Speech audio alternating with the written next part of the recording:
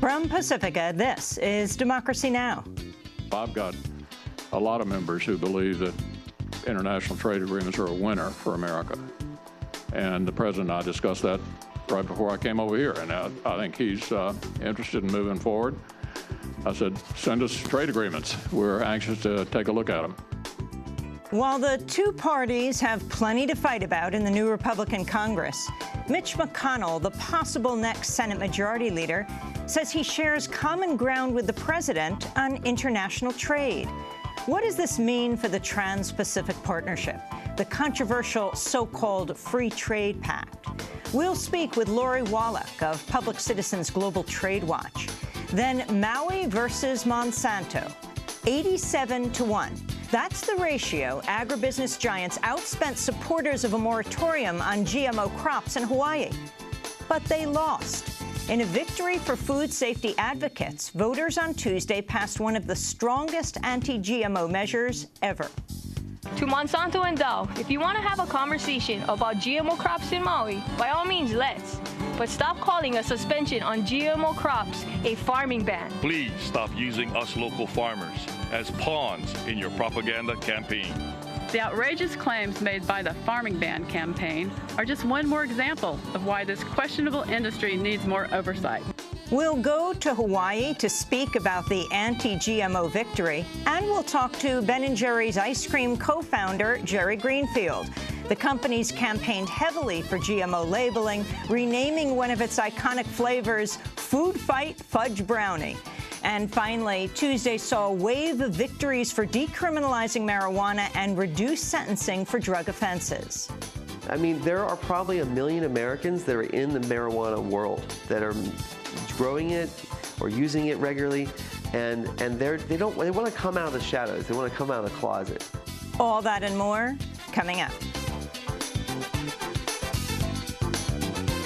Welcome to Democracy Now!, democracynow.org, the War and Peace Report. I'm Amy Goodman. President Obama's vowing to take executive action on immigration reform before the end of the year. In a news conference a day after the Republican midterm victory, Obama said he's waited long enough.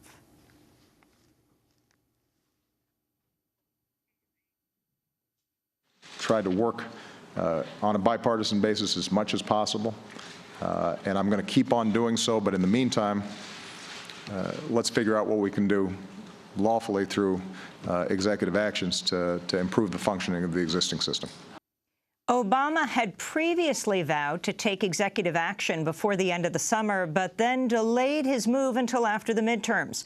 Although he offered no details, Obama's executive action will likely include a reprieve to slow his record-breaking deportations. President Obama will host congressional leaders from both parties at the White House Friday. In response to the Republican victory in the Senate and gains in the House, Obama said he's received a message both from voters who turned out and the many more who stayed home. As president, I have a unique responsibility to try and make this town work. So to everyone who voted, I want you to know that I hear you. To the 2/3 of voters who chose not to participate in the process yesterday, I hear you too. In his remarks, President Obama also announced he'll finally seek congressional authorization for his military campaign against the Islamic State in Syria and Iraq. The congressional agenda will also include a new budget measure to avoid a government shutdown next month. One of Republicans' top priorities will be to push through approval of the Keystone XL oil pipeline, which would carry carbon-intensive tar sands oil from Alberta to the Gulf Coast. Obama said he's open to working with Republicans on energy issues, but will await the State Department's review process on Keystone. On Keystone, there's an independent process. It's moving forward. And I'm going to let that process play out. When I travel to Asia or I travel to Europe, their biggest envy is the incredible homegrown U.S. energy production that is producing jobs and attracting manufacturing, because locating here means you've got lower energy costs. So our energy sector is booming. And I'm happy to engage Republicans with additional ideas for how we can enhance that. In his own news conference one day after the midterms, Senate Minority Leader Mitch McConnell said approving the Keystone XL and cutting corporate taxes will top his agenda in 2015. We need to embrace the energy revolution that's going on in our country, promote it. It's hugely advantageous to America, not only in the area of energy independence, but employment. I mean, the employment figures connected with Keystone are stunning. The president's indicated he's interested in doing tax reform. We all know having the highest corporate tax rate in the industrialized world is a job exporter. All this talk about job exportation, what's exporting jobs is having the highest corporate tax rate in the industrialized world. Senator McConnell is expected to be the new Senate Majority Leader when Republicans take control of Congress in January. The head of the World Health Organization has said the pharmaceutical industry is partially to blame for the rapid spread of Ebola. Speaking at a conference in Benin, Margaret Chan said drug companies have shunned efforts to find a cure for Ebola because it impacts impoverished countries unable to afford expensive drugs. The research and development incentive is virtually non-existent. A profit-driven industry does not invest in products for markets that cannot pay. WHO has been trying to make this issue visible for ages. Now people can see for themselves. Chan also faulted the absence of effective public health systems in West African countries worst hit by Ebola, Guinea, Liberia, and Sierra Leone. The latest U.S.-led airstrikes in Syria have reportedly targeted the al-Qaeda-linked Nusra Front. The Syrian Observatory for Human Rights said overnight bombings targeted Nusra in the northwest. Al-Nusra scored a major victory last week after seizing control of Syria's Idlib province. Unrest continues in the occupied West Bank and in Jerusalem. On Wednesday, a Palestinian driver killed an Israeli pedestrian and wounded 14 others after ramming his car into them on the side of a road. 3 Israeli soldiers were wounded by the same driver nearby.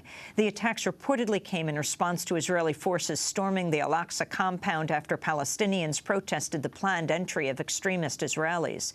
The clashes come as Israel announced plans for 500 new settlement homes in East Jerusalem. Jordan's recalled its ambassador to Israel in protest of what it calls an increasing and unprecedented Israeli escalation. At the United Nations, Palestinian Ambassador Riyad Mansour asked the Security Council to intervene. This explosive situation in which extremists in the Israeli government and among the settlers and other extreme groups are trying to push the region into religious confrontation.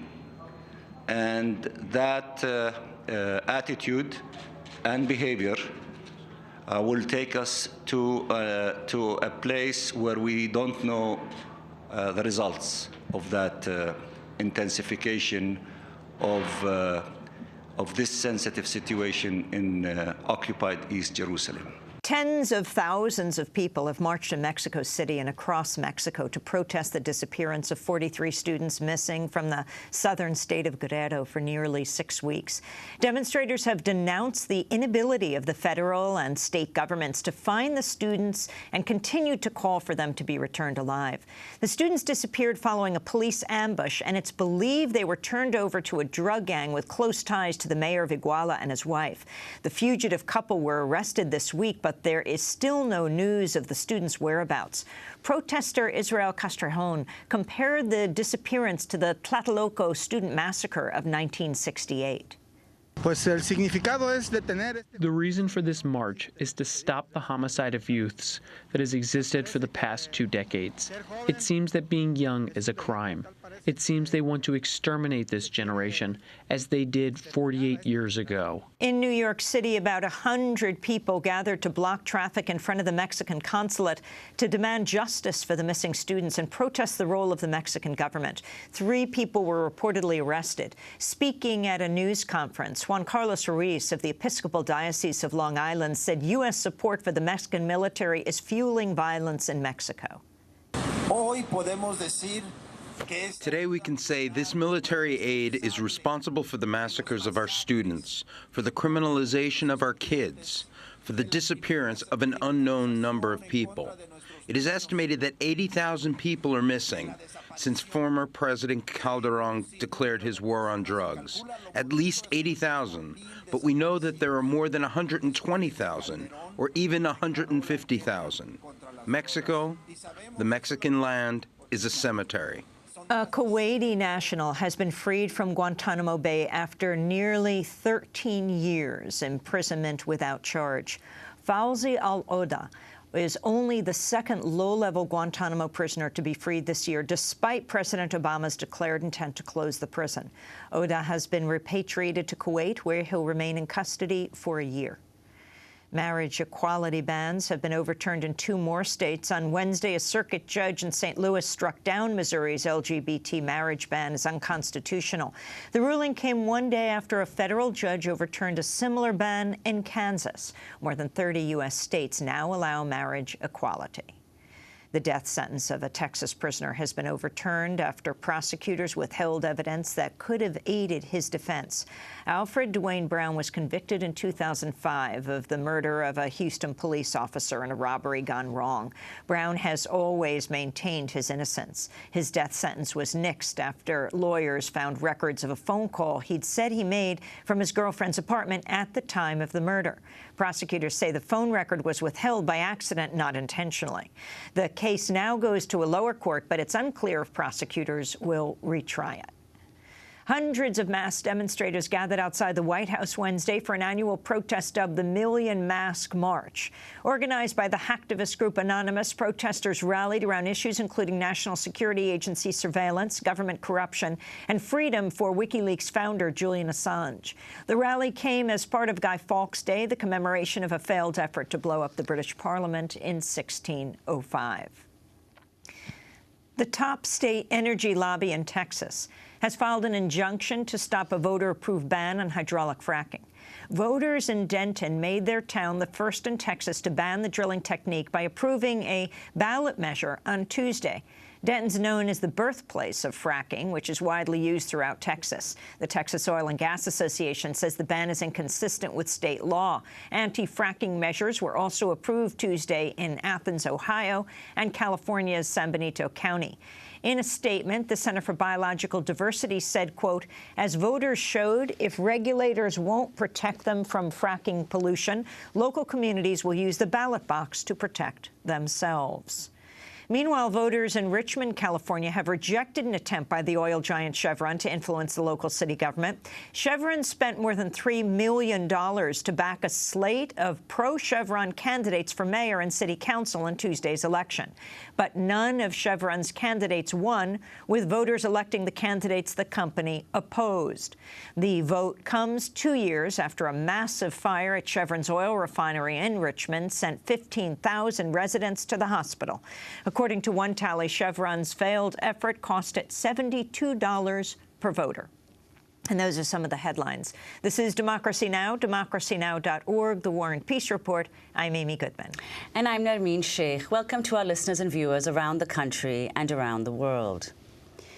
With Republicans set to take control of Congress for the first time in 8 years, President Obama has pledged to focus on compromise with the party. Republicans emerge from the most expensive midterm in history with a majority of seats in the Senate and their biggest majority in the House in more than 60 years. On Wednesday, President Obama addressed the new power dynamic in Washington. Today I had a chance to speak with John Boehner and congratulated Mitch McConnell on becoming the next Senate Majority Leader. And I told them both that I look forward to finishing up this Congress's business and then working together for the next 2 years to advance America's business. And I very much appreciated Leader McConnell's words last night about the prospect of working together to deliver for the American people. Shortly before President Obama spoke Wednesday, Senate Majority Leader in waiting Mitch McConnell held his own press conference in Louisville, Kentucky. He said his first priority was, quote, to get the Senate back to normal. When asked what specific areas he could work on with President Obama, this was part of his response. Trade agreements. The President and I were just talking about that right before I came over here. Most of his party is unenthusiastic about international trade. We think it's good for America. And so I've got a lot of members who believe that international trade agreements are a winner for America. And the president and I discussed that right before I came over here, and I think he's interested in moving forward. I said, send us trade agreements. We're anxious to take a look at them. One of the international trade agreements in question is the Trans-Pacific Partnership, or TPP. Some analysts say Republican gains will accelerate the passage of fast-track legislation in Congress to enable an agreement on the TPP. The secretive trade deal involves 12 countries and nearly 40% of the global economy. Trade ministers from the 12 TPP countries are due to meet in Beijing ahead of the Asia-Pacific Economic Summit next week to continue negotiations. To see how the Republican victory might impact these negotiations, we go to Washington, D.C., where we're joined by Lori Wallach, director of Public Citizens Global Trade Watch and author of The Rise and Fall of Fast-Track Trade Authority. Welcome back to Democracy Now!, Lori. Start out by explaining just what the TPP is and what exactly McConnell says he has in common with the president. Well, the TPP, unfortunately, is really a delivery mechanism for a lot of the things McConnell and the Republicans like. So, for instance, it would increase the duration of patents for big pharma and, as a result, give them windfall profits, but increase our medicine prices. It could roll back financial regulation on big banks. It could limit internet freedom, sort of sneak through the back door, the Stop Online Piracy Act, SOPA. And, they love this, it would give special privileges and rights for foreign corporations to skirt around our courts and sue the U.S. government to raid our Treasury over any environmental, consumer, health law that they think undermine their expected future profits, the so-called investor state enforcement system. Plus, it would have the NAFTA-style rules that make it easier to offshore jobs, making it easier to relocate to low-wage countries. So the sort of grotesque question is, why does President Obama like the TPP? It's pretty clear why McConnell likes it. It was negotiated with the assistance of 600 corporate advisors, official corporate trade advisors in the U.S. The agreement has been the initiative of the Obama administration. It was started by Bush, but instead of turning it around and making it something different, the Obama folks picked it up and, frankly, have made it even more extreme. So the question really, in a way, is the Democratic Congress, the Democrats in Congress, and the public, including a lot of Tea Party conservatives, have plenty not to like. Oh, I forgot about the part of TPP where it bans Buy America, Buy Local. Really bad agreement. 29 chapters, only a few of them about trade. So it's really a sneak attack branded as a trade agreement. And the key to that probably is right now a fight between the U.S. and Japan in agriculture. So there's a little weird twist there where the Republicans in Congress have said that either Japan has to get rid of all of its tariffs on agriculture products or it should be thrown out of the agreement. And in a weird way, it's not clear to me that the Republicans taking over makes it actually easier for Obama to make that deal, given they're the ones who've been particularly harsh about that issue. But there is this big negotiation coming up in China in a week. And this was supposed to be the deadline to finish TPP, which, with any luck and a lot of citizen activism in all the countries, is not going to happen again. And you actually make the point, Lori Wallach, that even the fast track is not likely to go any quicker through Congress as a result of this Republican win. Could you explain why that is? So a lot of people who might read the mainstream media have seen all these stories saying, oh, the thing that's going to happen really quickly is Congress is going to delegate its trade authority, its constitutional exclusive control over trade to the president through this old Nixon-era, very extreme procedure, rarely used, called fast track. And that's a procedure that basically gives Congress's authority over trade to the president. Congress ends up handcuffed, and an agreement gets negotiated, signed before the Congress ever approves it, and then the president gets to write legislation. It's not subject to committee amendment, and it gets a guaranteed 90-day vote with no amendments. Couldn't we wish that we had that kind of procedure for legislation we like? So that procedure has only been used 16 times in the history of the country, but it was used for NAFTA and the World Trade Organization. Congress, for this whole Congress, the president's been trying to extract that from Congress, that extreme authority, and Congress has said no. So the big question now and the big PR campaign by the corporations is, oh, with the Republicans, it'll be a snap. The reality is, actually, the fight over this is in the House of Representatives, and there are plenty of conservative Tea Party members of Congress who, number one, think this violates the Constitution. It does break some of the most important checks and balances. It lets the executive branch diplomatically legislate, but in addition, it's kind of hard for the Republicans to voluntarily delegate more authority to the guy they've been attacking as the imperial president who grabs power that's not his. So the fact of the matter is that if we all do our work, starting now, it's going to be really rough between now and August. When Congress goes into August recess, there's a very dangerous window where for sure McConnell and Boehner and Obama are going to want to play footsie on fast track. But the math doesn't really change enough in the House if we do our work that we can't save ourselves from it. And that's the reality underneath all the corporate hype. Lori, I want to turn to a clip from one of McConnell's ad campaigns after his opponent, Democrat Allison Lundergan Grimes, criticized McConnell for supporting foreign trade agreements that export jobs. The McConnell campaign released an ad refuting the allegation, saying he's, quote, fought against unfair foreign trade. This is a clip. He's been called a hero for saving Kentucky jobs. At Cardinal Aluminum, Mitch helped save hundreds of jobs when he fought against unfair foreign trade. At Bluegrass Army Depot, Mitch stopped a budget shortfall from hurting hundreds of working families. Can you translate, Lori Wallach? Well, I couldn't really using words that would be appropriate for broadcast, but the baloney, I guess, is what I would say. So the backstory of that is that McConnell, the guy who, as a Republican in Kentucky, where there are no Democrats in Congress, would be a shoo-in, right, to get reelected. But actually, the Democrat who challenged him is suddenly catching up on him, and people start looking at that race saying, what's going on?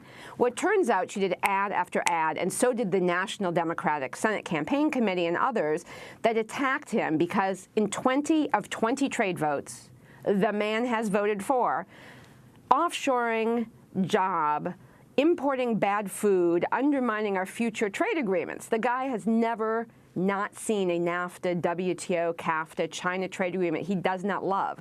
So she starts running these ads about him voting for these agreements and the job offshoring. And Kentucky, as well as every place else in the country, has been clobbered.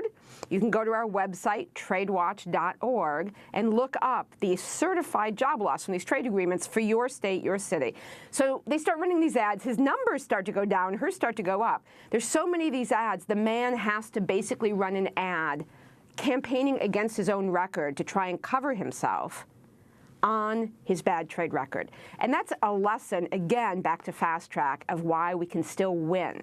People should not be disheartened about the prospect of having fast track dumped on us. Enough conservatives, because it's a conservative state, enough conservatives get it too. No one wants job offshoring. No one wants foreign corporations skirting our courts and going to international tribunals to raid the Treasury. No one is for banning Buy America or Buy Local and losing control of how our tax dollars are or not reinvested in our communities. What do you mean banning Buy? It's a transpartisan issue. What do you mean banning Buy America?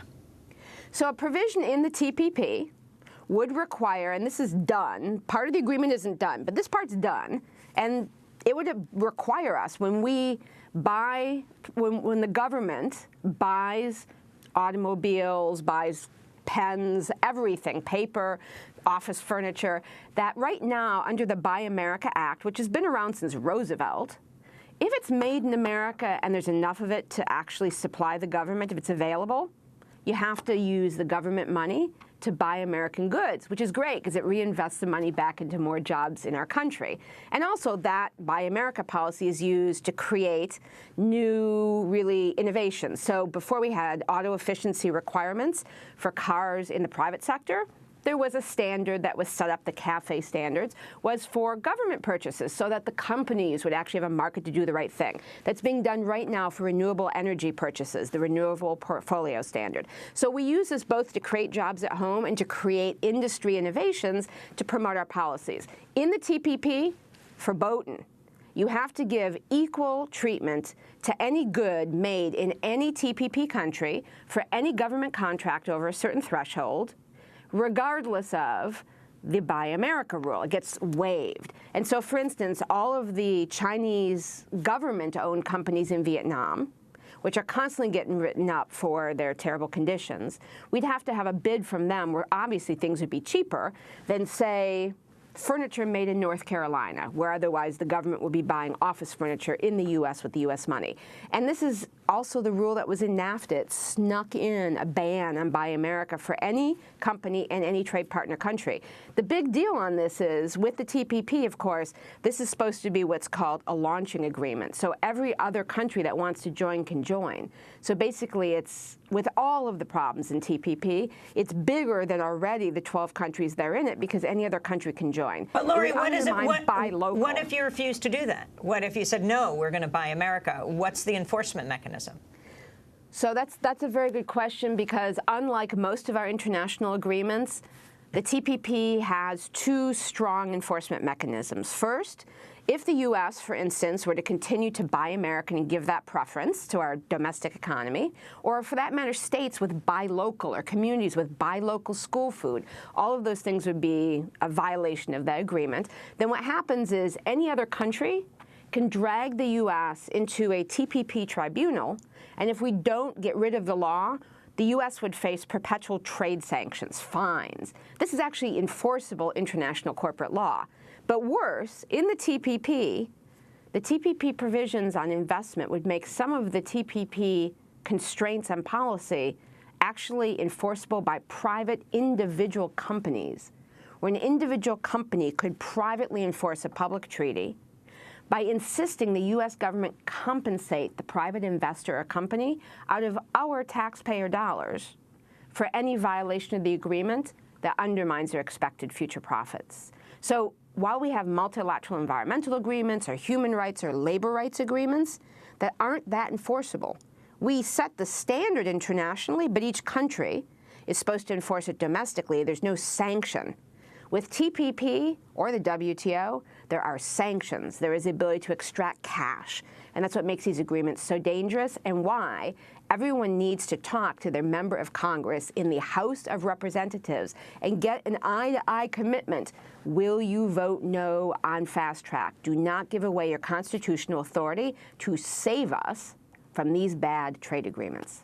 And Lori Wallach, so could you say a little about where Democrats and Republicans stand on these precise provisions that you've just outlined of this treaty?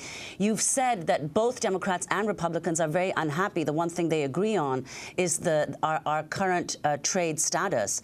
So how is it that they would wish to resolve it, and how the TPP fits into that? So number one, you can go and actually see the polling of the public polling. We keep a running summary at our website, tradewatch.org, that shows you the stunning agreement across this very divided country between Democrats, independents, and Republicans. And conservative Republicans and progressive Democrats actually agree the most against TPP, against fast track, against the investor tribunals, against the ban on Buy America. The corporate middle of each party is mushier. As far as the members of Congress, so the way the math works, and this is the House of Representatives where this fight's going to happen, almost all the Democrats are against the old fast-track system, the legislative luge run that rolls bad trade agreements right over Congress. However, in the Republican Party, there's a split. One should not write off talking to one's member of Congress if they're a Republican. There is a Wall Street versus Main Street split in the Republicans. The more conservative and the more moderate of the Republicans are against fast track.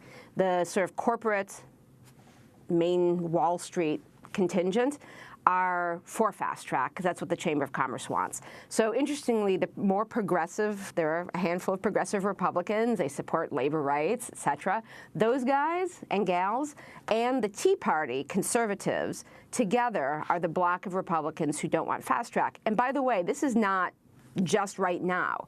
When President Clinton, Mr. Trade Expansion, tried to get fast track himself, because he only had it for 2 of his 8 years as president.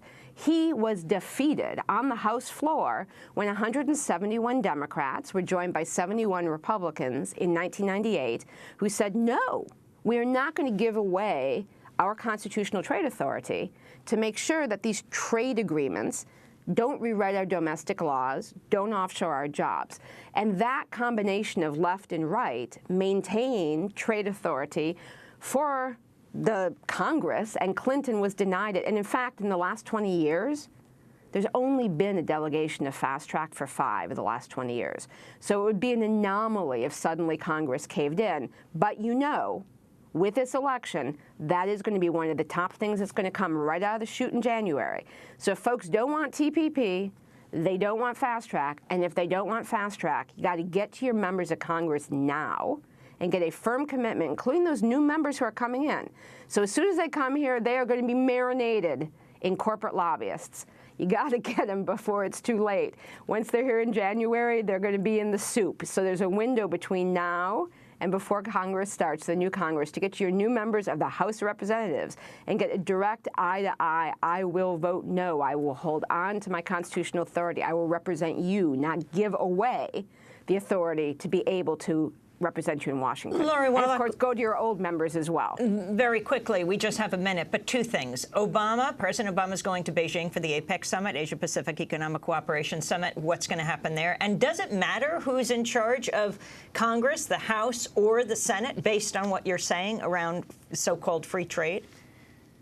Well, it does matter in the sense that it is probably the case that the corporate agenda on trade has a friendlier ear with, say, a Mitch McConnell as compared to a Majority Leader Reid, who personally just said, I am not putting fast track on the floor. He just said, no, basta. So in the sense that the Senate is not really where the fight is, but it was very helpful to have Senator Reid saying, we're just not doing it, and he shut down the whole thing. That is not good for us. But the fight over whether or not fast track can be passed is the House. In the Senate, the bill always passes. In the House, it's often been stopped. So the House is where the fight is. So yes, it matters. However, on the APEC issue, whether or not there's a TPP, to some degree, is not so much, as I said, affected by who is in Congress, except the Republicans have been tougher on some of the agriculture market access issues. What's going to happen at APEC is everyone who's worked against TPP in the country should feel great. Because you'll remember, this was the deadline President Obama sent in June to finally be done with this. And it was supposed to be done last APEC, last year at this time. And they're still not done. And that's because our brothers and sisters in the other countries, as well as folks here, and today is the start of a National Action Day on TPP. If you go to tradewatch.org, you can figure out about the activities going on around the country, or go to citizenstrade.org. See a list of all the activities. Same thing's happening in Australia, New Zealand, and Singapore, and Malaysia, and Japan. And so this campaigning has caused enough upset that even though all the heads of state, that Obama's going to China, he's going to be with all the other heads of TPP countries, they had hoped to have a signing ceremony. And with any luck and a little more campaigning, they won't. But if we don't stop fast track, it will be right over our shoulders in January, February, March that they will make a deal. So it's very dicey right now. We can make the difference. Lori Wallach, thanks so much for joining us. It is kind of funny that the Republicans take the Senate and President Obama heads to China. Lori Wallach, Director of Public Citizens Global Trade Watch, author of The Rise and Fall of Fast Track Trade Authority. This is Democracy Now! When we come back, the co-founder of Ben & Jerry's, that's right, the ice cream company, founds us. But what happened in Maui, in Hawaii, around the issue of genetically modified foods? Stay with us. We the voices behind the face of the Hawaiian nation, the Hawaiian race. Rise for justice, the day has come for all our people to stand as one. We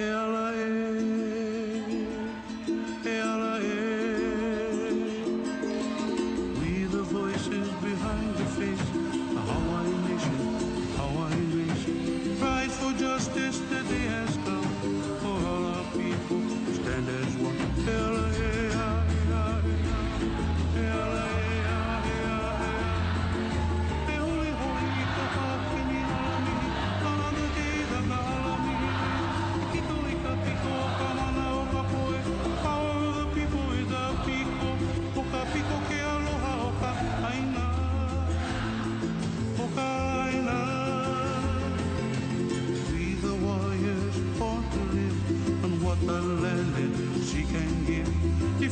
our birthright to be free. Give our children liberty. E'alai by Israel Kamakawiwoli. This is Democracy Now!, democracynow.org, The War and Peace Report. I'm Amy Goodman with Nermeen Sheikh. Ballot initiatives to require labeling of foods with genetically modified ingredients, or GMOs, failed to pass Tuesday in Colorado and Oregon after agribusiness giants Monsanto, PepsiCo and Kraft spent millions to help defeat the measures. But in a victory for food safety advocates, Hawaii's Maui County passed one of the strongest anti-GMO measures ever, despite the opposition outspending supporters by a ratio of 87-1. The Maui GMO moratorium calls for a complete suspension of the cultivation of GMO crops until studies conclusively prove they are safe. The studies will be paid for by the seed companies but administered by the county.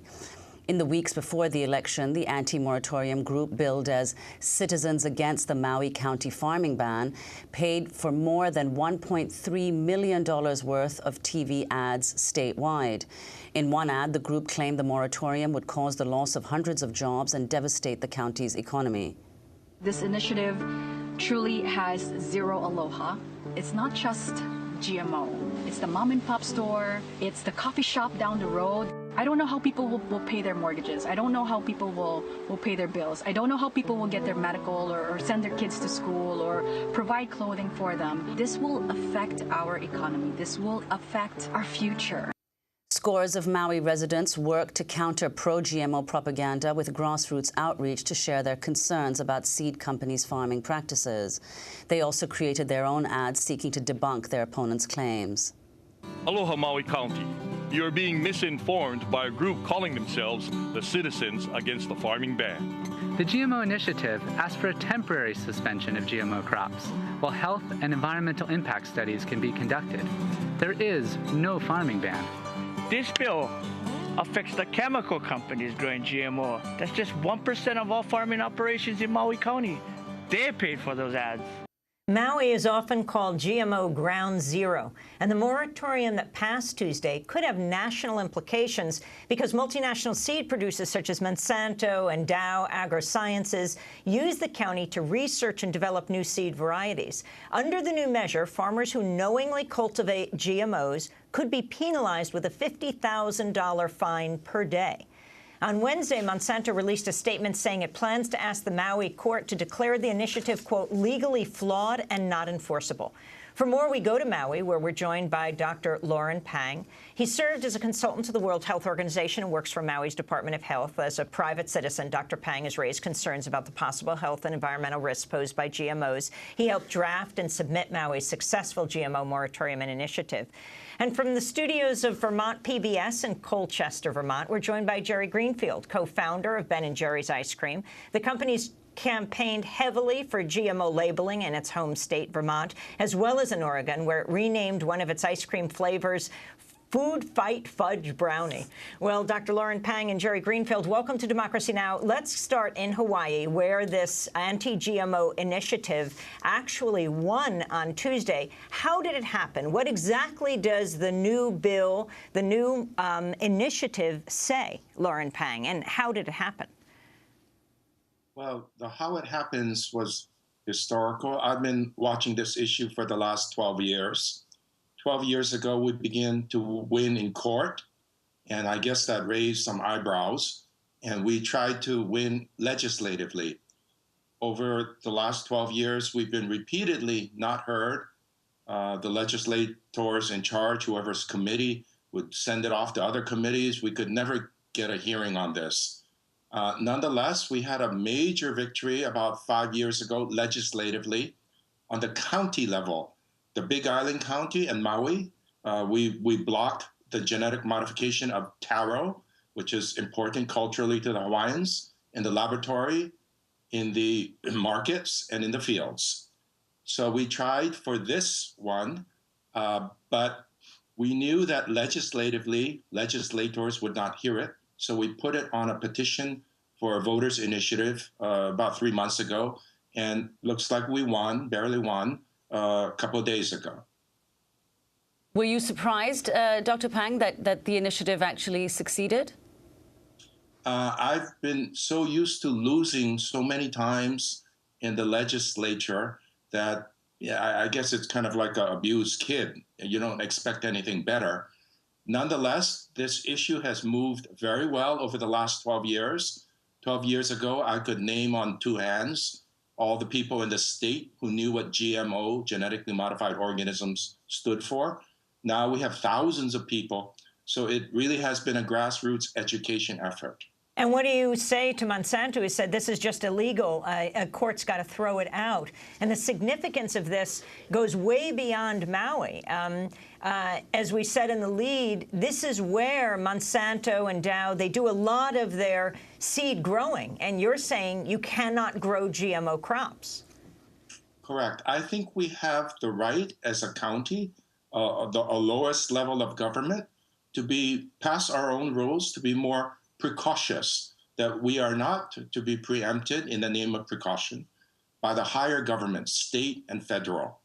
Now, we will not do things that violate people's rights, but the lower level governments always have the right to be more precautious. We do not feel that the regulators, the EPA, FDA, USDA, nor the state have our best interests and are cautious enough with respect to health and environment. Jerry Greenfield, I'd like to bring you into this discussion. You're the co-founder with Ben Cohen of Ben & Jerry's. Can you talk about your fight in Vermont, how you got involved with this? Now, this is a moratorium on crops in Maui. You were fighting in Vermont for labeling. That's what failed in Oregon and Colorado on Tuesday, the attempt to get GMOs labeled. What happened to you guys at the beginning? Well, the fight for mandatory GMO labeling has been going on for a few years in several different states around the country, and there's actually activity still going on in 20-some-odd states. In Vermont, we went the legislative route. So Ben & Jerry's was actively involved in that, but there's a great coalition here in Vermont of nonprofit groups, the Vermont Right to Know, that was incredibly active, and it was essentially citizens getting in touch with legislators. The Vermont said it was the most phone calls and contact they got about any issue. People are really passionate about the right to know what's in their food, and that's what the issue is here, is simply about the consumer's right to know. It's about transparency and being honest, so people have the right to choose what sort of foods they want to buy and eat themselves and feed their families. At the beginning, you lost. I mean, Monsanto, explain the argument against labeling that the companies use. I mean, you weren't even saying anything should be banned, that just that people should know.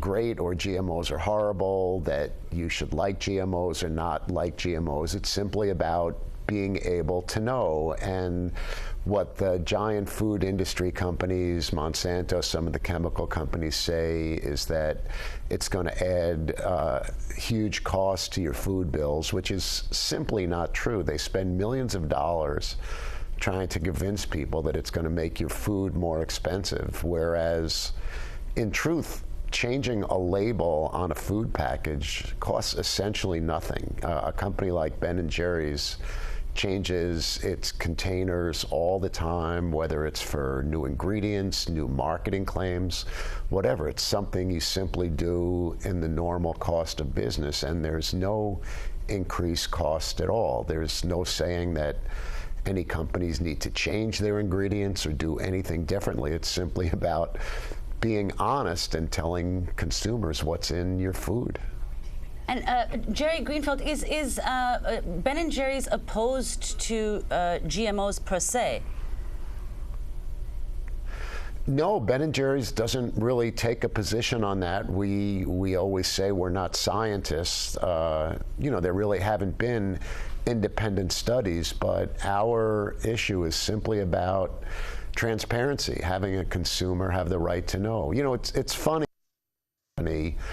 We are really proud of the ingredients we use, and we're thrilled to tell people about it. And it's just so hard to imagine that other food companies wouldn't want to be talking about what's in their products. And what about this issue of cost, Jerry, that the companies raise? And they say, you know, we're going to be put out of business if we have to label products. What's happened with Ben & Jerry's in that way? I mean, your battle began again wanting to label RBGH, right, recombinant bovine growth hormone in the milk that was used? Yeah, that was about 20 years ago.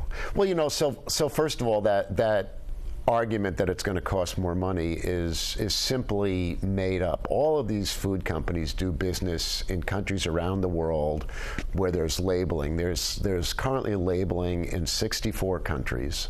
All these giant multinational food companies do business there, and they are doing just fine. Consumers Union, which puts out consumers reports, did a study for this last election in Oregon and discovered that adding labeling would cost about $3 a year to consumers' bills. So that's essentially nothing. And Ben & Jerry's is right now finishing up its transition to become all GMO, non-GMO ingredients. So we'll be done with that by the year. And that transition to all non-GMO ingredients is not going to raise the cost of a pint at all to a consumer. So it can be done. You know, certainly there's work involved, and for Ben & Jerry's to make this conversion, you need to work with your suppliers, and you know, you need to actually put some time and energy into it, but it doesn't need to cost more to the consumer. Dr. Pang, I'd like to ask Dr. Pang, why do you think that the measure passed in Maui, but less aggressive measures, simply labeling efforts, failed in Colorado and Oregon? Because on Maui, we deal with, we think it's experimental GM farming. And we feel that this experimental nature is more aggressive or threatening to us. We are beyond, for us, we are beyond labeling. When they do this genetic modifications farming, open air farming here, we know, because I'm a party to the class action suit, that the use of pesticides, the amount and the types of use is enormous. I've never seen such combinations used before. They cannot contain it. It's going off into the water. It's drifting into the schools, into our environment, or into our oceans. And we don't have the right, we don't see it. We don't know when it's coming, and people get sick. Plus, if they ever were to grow GM food here, now they grow GM seed corn, that's not even food. We're supposed to feed ourselves. And we're growing something to ship somewhere else to grow to feed their animals. So for us, it's really more of an environmental health issue, and we cannot seem to control it. It's going beyond their borders. That is why we've taken a more aggressive approach. And Jerry Greenfield, in Vermont, you also have been active in those fights for labeling in Oregon and Colorado. Why do you think they went down? What are the biggest battles here? They also went down in California and in Washington State. Enormous amounts of money, millions being put in by the companies. Yeah, in Oregon, the most recent ballot initiative just last Tuesday, the opponents to GMO labeling spent over $20 million, and the yes forces spent less than $8 million. So the people fighting against consumers' right to know are spending enormous amounts of money, and they're just blanketing television and the airwaves with messages that it's going to cost consumers more money, it's going to be confusing. They just want to put doubt into consumers' minds so that they won't take action. And unfortunately, it seems to be really effective. I mean, even in a state like Washington State, which last year had a ballot initiative that narrowly failed, where once again, the spending by the opposition far outweighed the spending for the four. The ballot initiative lost by under 2 percentage points, but they did polling after the ballot initiative failed, and it showed that 2/3 of the people still wanted to have labeling. They just were convinced by all this advertising that the bill wasn't right, or seeds of doubt were sowed in their minds. But people still favor labeling. They want it. It's just that Jerry, this enormous advertising. We just have a minute, and we just came out of the most expensive midterm elections in history, right? $4 billion. Ben & Jerry's and you personally are opposed to money in politics. How do you link the whole issue of GMOs to the issue of money in politics and what's called corporate personhood, if you could explain that? Due to a couple of recent Supreme Court decisions, corporations are now considered to be expenditures for elections. And this GMO labeling is all part of the same thing. You have these unlimited corporate expenditures to try to influence elections, and it's completely undermining our democracy. Well, Jerry, I want to thank you for being with us, as well as Dr. Lauren Pang, involved in the Maui struggle, one of 5 co-sponsors of Maui's successful GMO moratorium initiative. Jerry Greenfield is co-founder of Ben & Jerry's Ice Cream, which has campaigned for GMO labeling measures. Special thanks to our friends at Vermont PBS in Colchester, where Jerry was speaking from. This is Democracy Now!, democracynow.org. When we come back, we go to Mexico to speak with Ethan Nadelman about the marijuana initiatives on the ballot around the country, the issue of marijuana decriminalization and other drug policy issues. Stay with us. A fire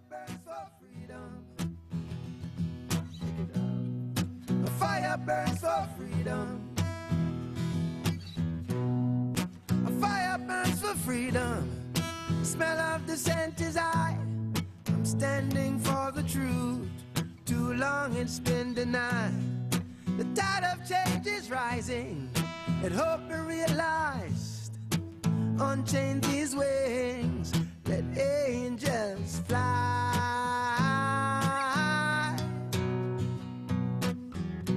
I see and feels forever growing wild and free. I see marijuana trees growing wild and free. I see hemp fields forever growing wild and free. Wild and free. Wild and free. Ziggy Marley here on Democracy Now!, democracynow.org, The War and Peace Report. I'm Amy Goodman with Nermeen Sheikh. We end our show looking at the wave of drug policy reform measures that passed Tuesday. Voters in Oregon and Alaska joined Colorado and Washington in making pot available for adults to buy in retail shops. And voters in the District of Columbia approved an initiative that makes it legal for adults to possess 2 ounces of marijuana and to grow up to 6 marijuana plants in their home. One medical marijuana amendment narrowly lost in Florida, while another in Guam won by 56%, making it the first U.S. territory to approve such a law. Meanwhile, California overwhelmingly voted to change 6 low-level nonviolent offenses, including simple drug possession, from felonies to misdemeanors. And after a 2-year campaign in New Jersey, voters approved public question number 1, which allows legislation to go into effect that'll reduce pretrial detention for low-risk offenders. A report by the Drug Policy Alliance found nearly 3/4 of people in New Jersey jails are awaiting trial rather than serving a sentence, often for more than 10 months. Nearly 40% have the option to post bail but can't afford to do it. For more, we're joined by Ethan Nadelman, founder and executive director of the Drug Policy Alliance. Their lobbying arm helped draft and support many of these measures. Ethan, welcome back to Democracy Now! Just why don't you lay out what happened in these midterm elections? Yeah, I mean, mostly we had initially thought that we'd wait until 2016 to try to move forward with the other marijuana legalization initiatives, because typically young people are so much less likely to vote in a non-presidential election year.